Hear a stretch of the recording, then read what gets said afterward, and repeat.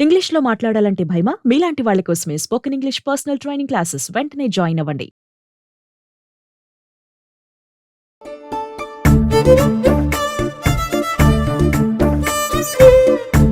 ప్రేక్షకులందరికీ శ్రావణ మాసం శుభాకాంక్షలు. శ్రావణ మాసంలో మనం 4 శుక్రవారాలు అమ్మవారికి సంబంధించి 4 రకాల నైవేద్యాలను చేసుకుంటాం. మరి అందులో భాగంగా ఈరోజు మొదటి శుక్రవారం ఏం నైవేద్యం చేస్తున్నారో రమ్మగారిని అడిగి తెలుసుకుందాం.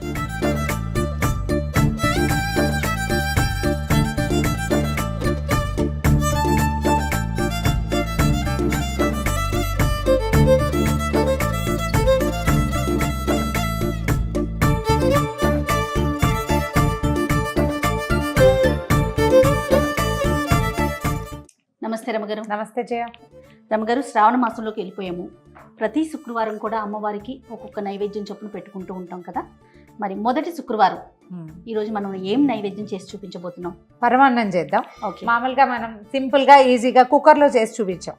ఇత్తడి గిన్నెలో అన్నం పరమాన్నం ఏ గిన్నెలో అయినా మనం విడిగా పాలతో ఉడికించుకుని చేయటం కొంచెం టైం టేకింగ్, కాకపోతే సంప్రదాయబద్ధమైన విధానం. ఓకే, పాలు మరిగిన పాలలో బియ్యం వేసి అది ఉడికిన తర్వాత అప్పుడు బెల్లమో వేసి చేసుకోవటం, అలా చేసి చూపిద్దాం. ఓకే.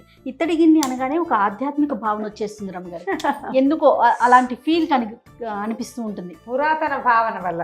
అది మామూలుగా ఇత్తడి వస్తువు ఏదైనా గిన్నె స్టవ్ మీద పెట్టేటప్పుడు పాలు పోయాలంటే ఖచ్చితంగా గిన్నెలో తడి ఉండాలి. పొడి గిన్నె పెట్టి అది గిన్నె వేడెక్కాక పోయకూడదు. మనం ఏ గ్లాస్తో పాయసం చేయదలుచుకున్నామో దానికి 6 గ్లాసుల పాలు కావాలి మనకి. 1:6. 4 గ్లాసుల పాలు, ఒక 2 గ్లాసులు నీళ్లు పోసాం. ఇందులో పోసేస్తాను.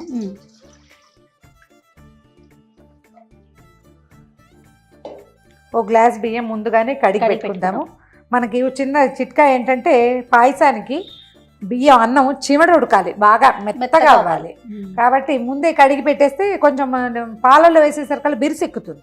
ఆ బిరుసెక్కకుండా ముందు ఒక అరగంట ముందు కనీసం కడిగేసి నీళ్ళు తీసి పక్క పెడితే అది వేసేసుకోవచ్చు అన్నమాట. పాలు మరగనిద్దాం.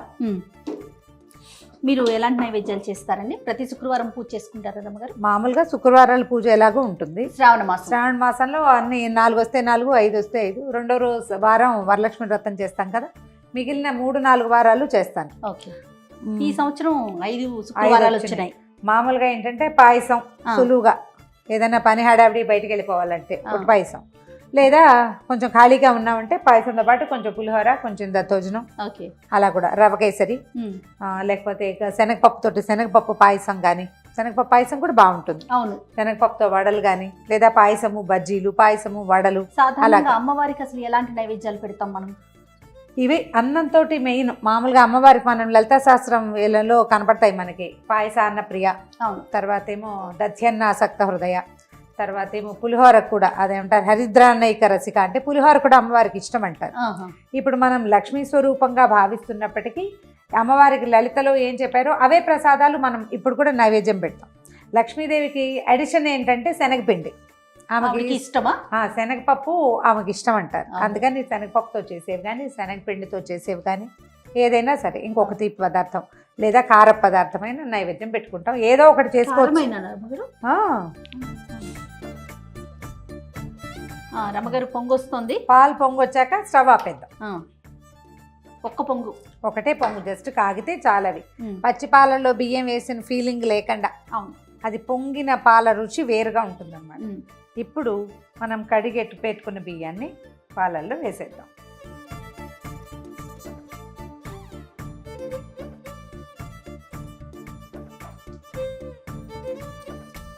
ఇత్తడి గిన్నె ఉంటే పాయసానికి బాగుంటుంది. అవును, గరిటె పెట్టి ఒకసారి కలిపేసి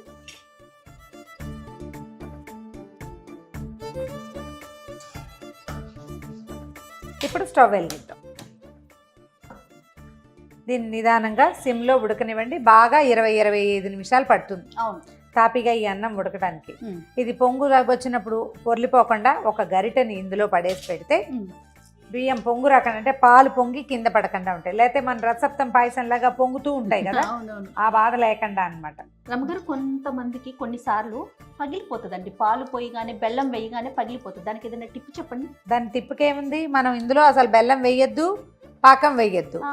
అన్నం మొత్తం ఉడికాక పాకం బట్టి పోసుకుందాం. కలుపుకోవటమే, అప్పుడు పగలకుండా ఉంటుందంట. పగలకుండా ఉంటుంది.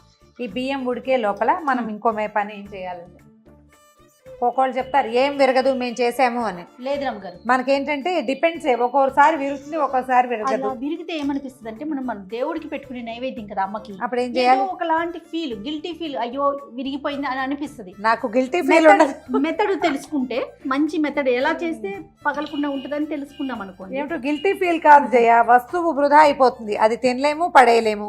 అమ్మవారికి పగిలిపోయింది పెట్టలేము, అది మెయిన్. గిల్టీ ఫీల్ అంటే అమ్మవారికి పెట్టలేం కదా, అక్కడ ఇంకోటి చేసుకోలేము. ఈజీ మెథడ్ ఏం లేదు. మనం ఒక గ్లాసు బియ్యం పెట్టుకున్నాం, చిన్న గ్లాసున్నర బెల్లం. ఓకే, చిన్న గిన్నెలో వేయండి, కాసిన నీళ్లు పోయండి, ఇందులో స్టవ్ మీద పెట్టేయండి. ఓకే, దీన్ని చక్కగా కరిగి ఒక తీగ కూడా రావక్కర్లా, బెల్లం బాగా కరిగిపోతే చాలు. ఈ ఉడికే లోపల అది కరిగి చక్కగా చల్లారి కూర్చుంటుంది. దీంతో పాటే స్టవ్ మీద పెట్టేస్తే ఓకే, ఒకసారి గరిటేసి కదా, బెల్లం కరుగుతోందండి. కొత్త పాత బెల్లం ఇలాంటి ఫీలింగ్స్ ఉంటాయి, దీని వల్ల విరిగిందేమో దాని వల్ల విరిగిందేమో అనే ఒక ఆలోచన వచ్చేస్తా ఉంటుంది. కాజేయ ఇవాళ రేపు బెల్లం సరిగ్గా పక్వంగా ఉడకనివ్వటం లేదు, అంటే పాకం చూడ టంగు గడ్డలా ఉంటుందా, దాన్ని కొడితే మన శక్తియుక్తులన్నీ నశించిపోతాయి, మెత్తగా తునుగుతుంది, లోపల నుంచి పాకం వస్తుంది. సరిగ్గా వండకపోవటం వల్ల వస్తుంది. తర్వాత ఏమో ఉప్పు ఒకటి సాల్టీగా ఉంటాయి, దాని వల్ల కూడా విరిగిపోతుంది. అనుమానాలు లేకుండా మనం పాకం పట్టుకుంటే అది కొత్తది పాతది శుద్ధది గట్టిది ఏదైనా సరే అంతే, నోరు మూసుకుని కూర్చుంటుంది, చక్కగా చెప్పిన మాట వింటుంది అనమాట. కట్టె వంకర పొయ్యి తీరుస్తుందని ఒక సామెత ఉంది తెలుసా, అది స్టవ్ తీర్చేస్తుంది అనమాట. కరిగిపోనిచ్చి స్టవ్ ఆపేసి. ఓకే,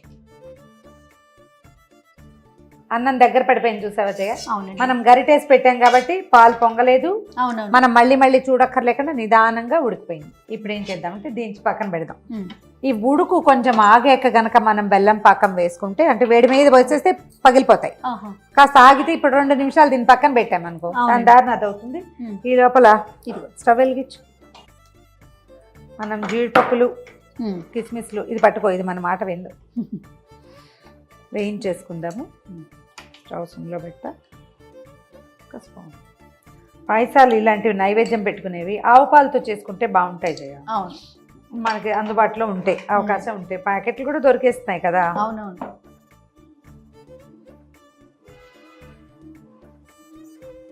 జీడిపప్పులు కిస్మిస్లు మీకు ఆసక్తి ఉంటే ఇందులో ఏలకపొడితో పాటు పచ్చకర్పూరం కూడా వేసుకోవచ్చు. కాకపోతే పచ్చకర్పూరం స్పెషల్లీ పొంగల్కి బాగుంటుంది చాలా, పాయసంలో కూడా వేసుకోవచ్చు. జీడిపప్పులు కిస్మిస్లు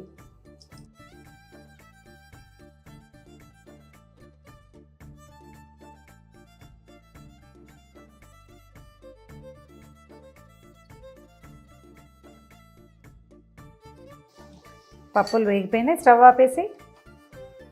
ఓకే, వేసేయండి. ఇప్పుడు దాన్ని దీని మీద పెట్టు, వేడి వేడి వేడి సర్దుకుంది కదా. ఇప్పుడు మనం కరగబెట్టుకున్న బెల్లాన్ని ఇందులో పోసేద్దాం. మనం ఏం చేస్తామంటే పాయసాన్ని కొంచెం గట్టిగా ఉంచుకున్నాం కదా, ఇప్పుడు బెల్లం పాకం పోసేస్తే ఇది ఒక్క రవ్వ పలచబడుతుంది. దీన్ని వడబోయటం లేదు, ఎందుకంటే మనం తేర్చి పోసేసుకుంటున్నాం, చాలా సేపు అయింది కదా, చల్లారిపోయింది కాబట్టి అందులో ఇంకా ఏమీ ఇబ్బంది ఉండదు. ఏదైనా చిన్న గసి ఉంటే అడుక్కి చేరిపోతుంది. ఇగో విరగలేదు, చక్కగా వచ్చేసింది అనుమానం లేకుండా. ఇది మన బెల్లం తీసుకున్న రంగును బట్టి దీని రంగు వస్తుంది. బెల్లం కొంచెం ముదురు రంగు దొరికింది అనుకో, పాకం బాగా చక్కగా పాయసం మంచి ఎలోయిష్గా వస్తుంది, గోల్డెన్ బ్రౌన్లో. లేకపోతే కొంచెం లేత రంగులో వస్తుంది. అయిపోయింది మన పాయసం రెడీ. ఏలక పొడి వేసి దించేద్దాం అంతే, ఫ్రెష్గా కొట్టిన ఏలక పొడి వేసి దించేద్దాం. ఓకే, చక్కగా లూజ్గాను లేదు టైట్గా లేదు, కరెక్ట్గా వచ్చింది రమ్మగారు. ఇది ఇప్పుడు స్టవ్ మీద ఉంది కదా, అవును, 1 గంటకి మనం నైవేద్యం పెట్టి మనం ప్రసాదం పెట్టుకునే టైంకి ఇది స్పూన్తో తీసుకునేలాగా వచ్చేస్తుంది. పాకం కరెక్ట్గా సెట్ అవుతుంది అనమాట. చిక్కగా బాగా టంగుగా కావాలంటే బెల్లంలో నీళ్ళు తక్కువ పోసుకోవటమే. మనం ఇలా ఈ కన్సిస్టెన్సీ కోసం నీళ్ళు ఎక్కువ పోసాం, నీళ్ళు తగ్గిస్తే చిక్కగా వస్తుంది అంతే. అయిపోయింది మన పాయసం రెడీ. కొంచెం నెయ్యి వేసి పాత్రలోకి తీసుకుందామా? సరే, పాత్రలోకి తీసాక వేసుకుందాం. వేడి వేడి పాయసం తయారుగా ఉంది జయ, అమ్మవారికి నివేదన చేసేయటమే. అయితే వేడి పాయసాలు నివేదన చేయకూడదు, కొంచెం చల్లారనివ్వాలంటారు.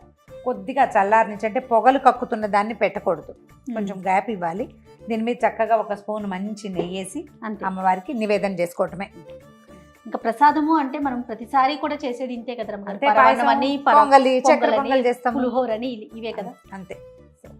మరి మరొక ప్రసాదంతో మళ్ళీ కలుద్దామండి. తప్పకుండా. నమస్తే రమ్మగారు. నమస్తే జయ.